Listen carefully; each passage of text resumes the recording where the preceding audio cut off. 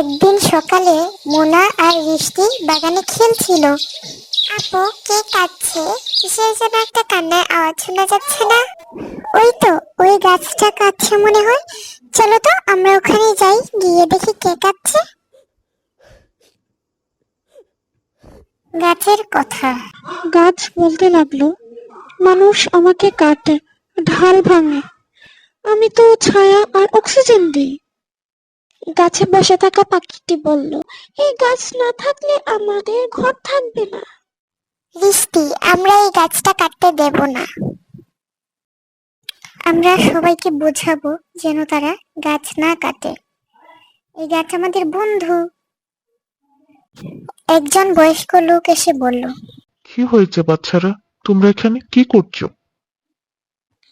মোনা ও রিশতি গাছে থাকা কুকুর ও পাখিটা লোকটাকে সবকিছু খুলে বলল যে কি কি হয়েছে, গাছটাকে কেটে ফেলা হবে। সেই কথা শুনে লোকটা বলল, বাচ্চারা তো ঠিকই বলেছে, গাছ বাঁচলে আমরা বাঁচি, পরিবেশ বাঁচে, গাছ আমাদের বন্ধু।